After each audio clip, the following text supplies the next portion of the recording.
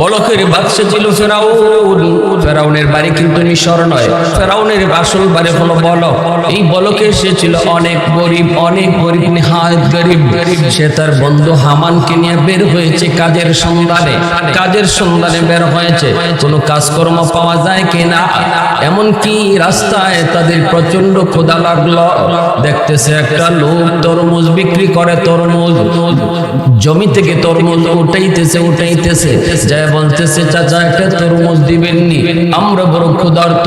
ভিক্ষা চাইলো, ফেরাউন ভিক্ষা চাইলো। ফেরাউনের নাম ছিল তখন কামুস।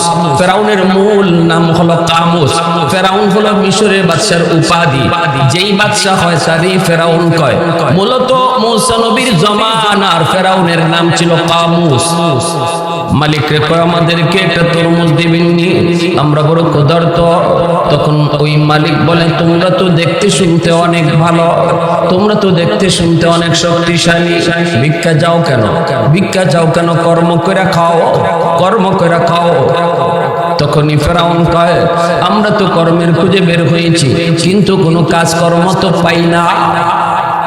জমির মালিক কয়, আমি তোমাকে একটা কাজ দিলাম, আমার এই তরমুজগুলা তুমি বাজারে নিয়ে বিক্রি করো। বিক্রি করে আমাকে তুমি বিক্রির টাকাটা বুঝাও, আমি তোমাকে পারিশ্রমিক দিব। ফেরাউন এই তরমুজগুলা নিয়ে বাজারে গেল, বিক্রিও করলো। খুব মেধাবী ছিল, খুব জ্ঞানী ছিল। ইতিহাসটা একটু মনোযোগ দিয়ে শুনুন। পরে হলো অনেক জটিল কথা, পরের কথাগুলো আমরা মন দিয়ে শুনবো। কার মনোযোগ আছে একটু হাত তুলে আল্লাহকে দেখান। আল্লাহ তুমি কবুল করো, জোরে বলি আমিন। আর একটু জোরে বলি আমিন। ভালো লাভ করলো। জমির মালিক, ফসলের মালিক কয়, এ যুবক,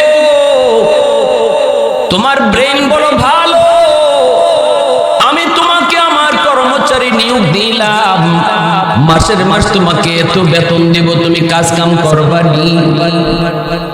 ফেরাউন তখন মনে মনে কয়, আমি তো এই ছোটমোটো কাজ করার জন্য বের হই নাই, ছোটখাটো কাজ করার জন্য আমি বের হই নাই।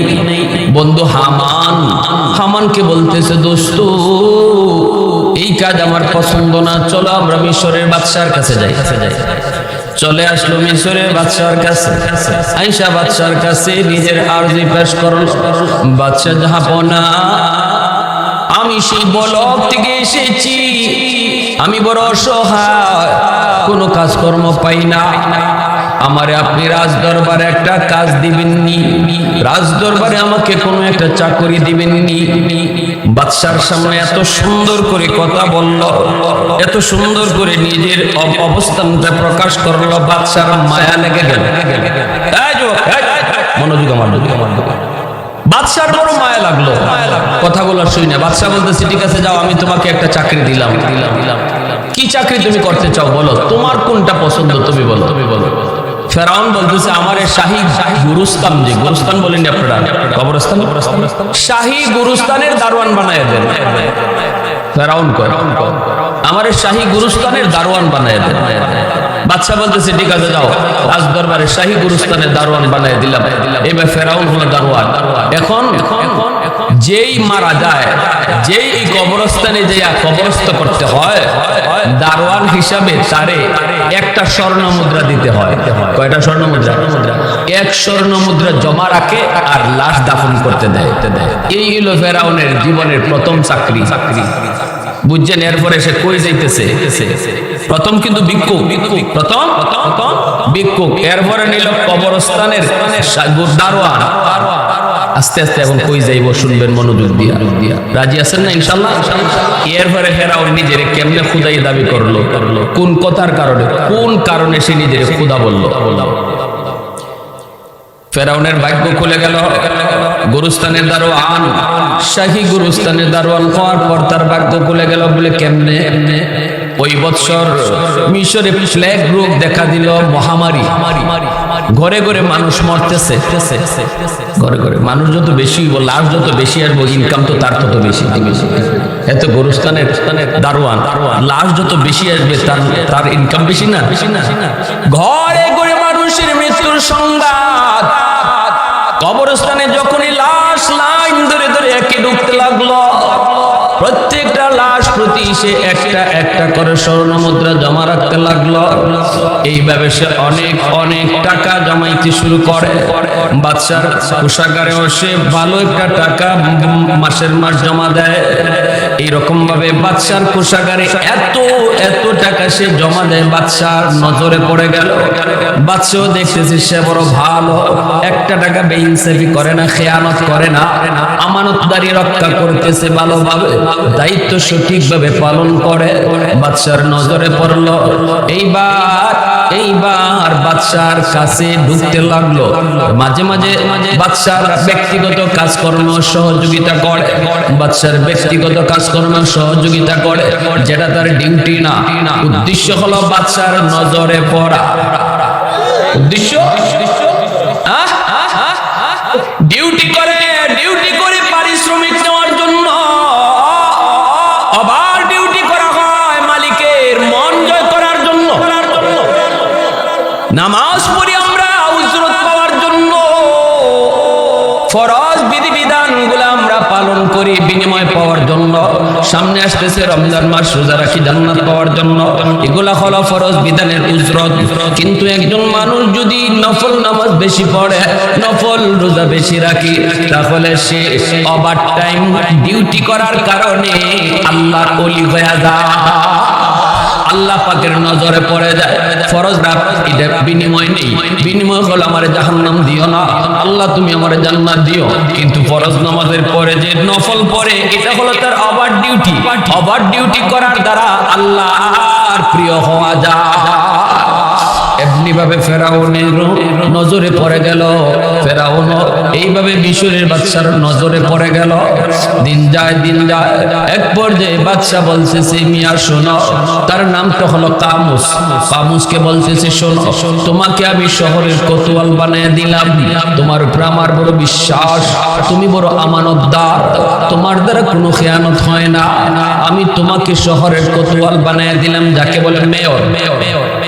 কি বলে শহরের মেয়র বানিয়ে দিল মিশরের বাদশা। মিশরের বাদশা যখন মেয়র বানিয়ে দিল, দায়িত্ব সঠিকভাবে পালন করে। অনেক গুণী ছিল ফেরাউনের, ন্যায় বিচার করত, দুর্বলের পক্ষে থাকত, গরিব মানুষের পক্ষে ফেরাউন সর্বদা রায় দিত, ন্যায় ইনসাফের বিচার করত। এইভাবে শহরকে অল্প দিনের ভিতরে একটা সুন্দর শহর সে উপহার দিয়ে দিল। নজরে পড়ে গেল বাদশা, আরো নজরে পড়ে গেল। এক পর্যায়ে দেখা গেল বাদশার প্রধানমন্ত্রী মারা গেছে। এখন প্রধানমন্ত্রী জায়গায় কারে বসানো হয়? বাদশা পরামর্শ করা মাত্রই জনগণ সহ মন্ত্রী পরিষদের অনেকেই রায় দেয়, আপনি কামুস রে প্রধানমন্ত্রী বানিয়ে দেন, কারণ তার অনেক অনেক যোগ্যতা। ভিক্ষুক থেকে গুরুস্থানের দারোয়ান, দারোয়ান থেকে শহরের মেয়র, মেয়র থেকে এখন প্রধানমন্ত্রী, বাদশার অধীনের প্রধানমন্ত্রী হয়ে গেল। প্রধানমন্ত্রী হওয়ার পরও তার জনগণের সাথে সম্পর্ক আরো বেড়ে গেল, জনগণের সাথে মিশতে শুরু করলো। এইবার তার বন্ধু হামানরে ডাক দিয়ে কই, দোস্ত, বলছিলাম নি তরমুজ বিক্রেতার চাকরি নিমু না, আমার টার্গেট হলো অনেক বড়, আমি এখন মন্ত্রী, আমি এখন প্রধানমন্ত্রী, কিন্তু দোস্ত আমার প্রধানমন্ত্রী টার্গেট না, আমার টার্গেট আরো অনেক দূরে। কি তোর টার্গেট? হামান দোস্ত কই, দোস্ত তোর টার্গেট কি? আমার টার্গেট হলো আমি নিজেরে খোদা দাবি করব। নাউজুবিল্লাহ জোরে বলেন, আর একটু জোরে বলেন নাউজুবিল্লাহ। আমি নিজেরে খোদা দাবি করব, মানুষকে বলবো আমাকে খোদা বলার জন্য, আমি খোদা হতে চাই। হামান তখন কয়, দোস্ত তোর মাথা নষ্ট হইল নাকি? তোর কি মাথা খারাপ হয়েছে নাকি? জনগণে তুই কেমন করে তোরে খোদা বলতে বলবি, কেমন করে তুই খোদা মানাইবি? এটা কোনোদিন হবে না। কয় হবে কি হবে না তা জানি না, আমি এই লাইনে আগাইতেছি, আমি নিজের খোদা দাবি করব।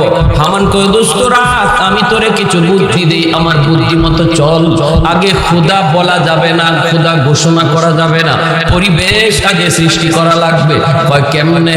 হামানে বুদ্ধি দেয়, বন্ধু তারে বুদ্ধি দেয়, আগে তুই বাদশা হ, বাদশা হওয়ার পরে আমি আরো কিছু ফর্মুলা বইলে দিব, আরো কিছু সিস্টেম তোরে বলবো, আগে তোরে বাদশা হওয়া লাগবে, খোদা হতে হলে আগে তোরে বাদশা হওয়া লাগবে। কয় তাহলে ঠিক আছে, এইবার বাদশা হয় কেমনে?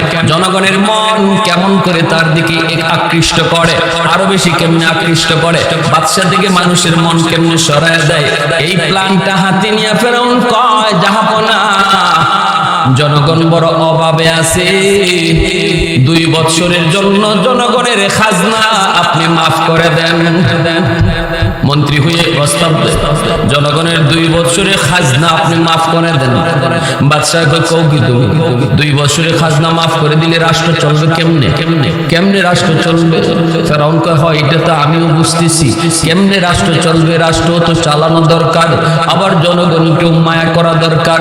ঠিক আছে, একটু দেখেন না কি করা যায়, দেখেন না জনগণ তো বড় কষ্টে আছে, অভাবে আছে। এই কথা বলতেই মিশরের বাদশাহ কয় ঠিক আছে 1 বছরের জন্য খাজনা মাফ করলাম।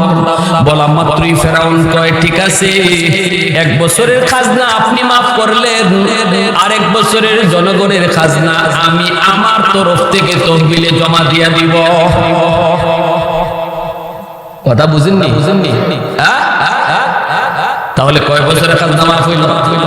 1 বছর দিল বাদশাহ, আর 1 বছর দিলাইছে ফেরাউন প্রধানমন্ত্রী।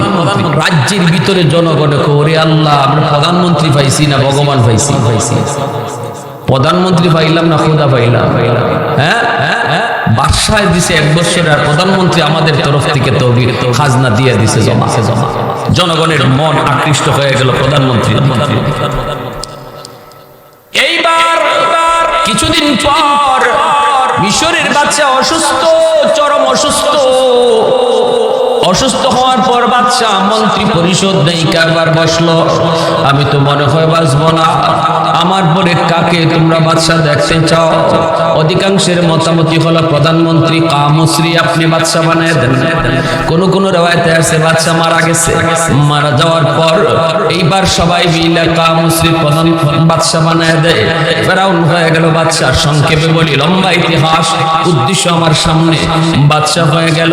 বাদশা হওয়ার পর ফেরাউন দোস্ত হামানকে ডাক দিয়া কই দোস্ত বাদশা তো হয়ে গেছি, এখন তুই কো আমি কেমনে নিজে খোদা হই, কেমনে নিজে খোদা হই, খোদা কেমনে দাবি করি একটু তুই বল। হামান কয় এখন এক ধাপ আগাইছে, এখন আমি তোরে কিছু ফর্মুলা দেই। মানুষ যদি তোরে খোদা বলতে হয় তাহলে প্রথম নম্বর কাম হলো 2টা কাজ করা লাগবে। 1 নম্বর হলো দেশের সমস্ত মানুষকে মূর্খ বানাতে হবে। মূর্খ সব মানুষকে লেখাপড়া বন্ধ করে দিতে হবে। আল্লাহ চেনার চোখ মানুষকে বন্ধ করে দেওয়া লাগবে। যেই শিক্ষায় আল্লাহর পরিচিতি আছে ওই শিক্ষা ব্যবস্থা বন্ধ করে দাও। মানুষ যখন আল্লাহ চিনবে না, আল্লাহকে যিনি জানবে না, তখন তুমি সহজে নিজের খোদা বলতে পারবা।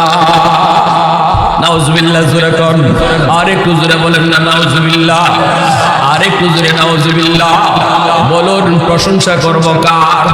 আরেকটু জোরে কার?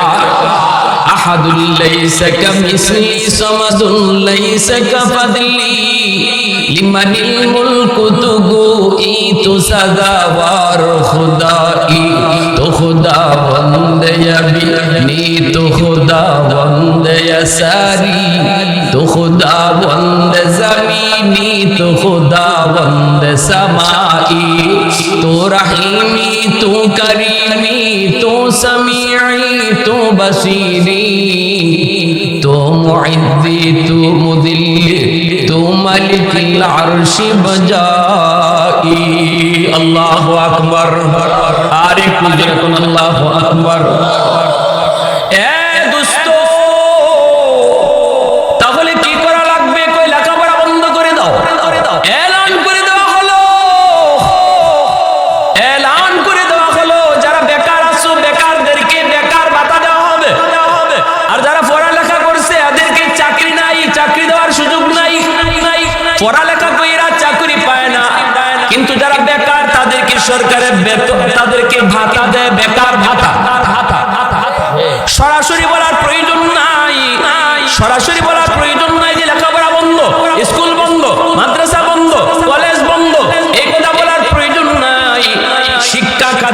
ভিতরে যে বাজেট আছে বাজেট তুমি বন্ধ করে দাও।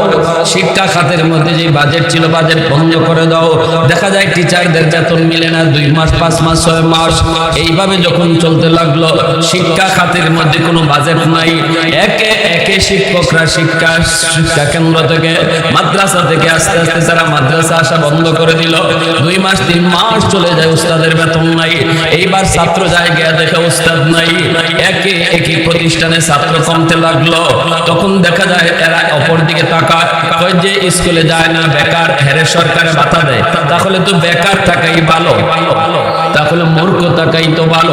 পড়ালেখা যে করে না তারে ভাতা দেওয়া হয়, আর যে পড়ালেখা করে তার শিক্ষা খাতের বাজেট কমায় দেওয়া হয়।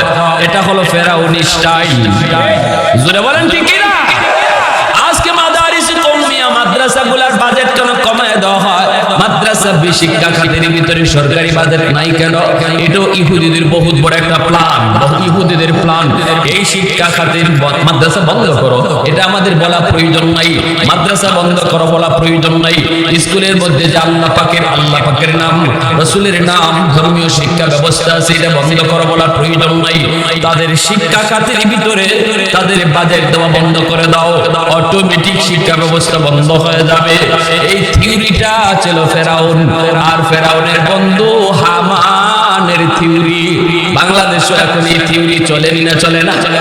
আছে রে ডানায় জোরে কর, আছে আছে। 2-4 টাকা পাইতো কুরবানির সময় গরুর চামড়া বেচা কওমি মাদ্রাসার এতিমখানা। এখন দেখা যায় কুরবানির চামড়া দাম এখন নাই বললেই চলে, নাই। ঠিক না? জোরে বলেন। মাদ্রাসা বন্ধ করা লাগবে না, যে যে দিক থেকে মাদ্রাসায় টাকা পয়সা পায় এই খাতগুলা বন্ধ করে দাও। আমাদের তরফ থেকে অনুদান বন্ধ করো, যে দিক থেকে পয়সা যাইতো এই সাইড বন্ধ করো। এইভাবে কইরা ধর্মীয় শিক্ষা ব্যবস্থাটারে বন্ধ করে দেওয়া, এটা ফেরাউন আর হামানের থিওরি, যা আজও বর্তমানে চলেনি না? চলে না? আরো জোরে বলেন, চলেনি না? চলে না? এ যুবক, হক কথা বলতে হবে, ঠিক কিনা? আওয়াজ দেওয়া বলো, আরো জোরে বলো, হক কথা বলা লাগবে কি লাগবে না? নইলে আল্লাহর কাছে জবাব দিতে হবে।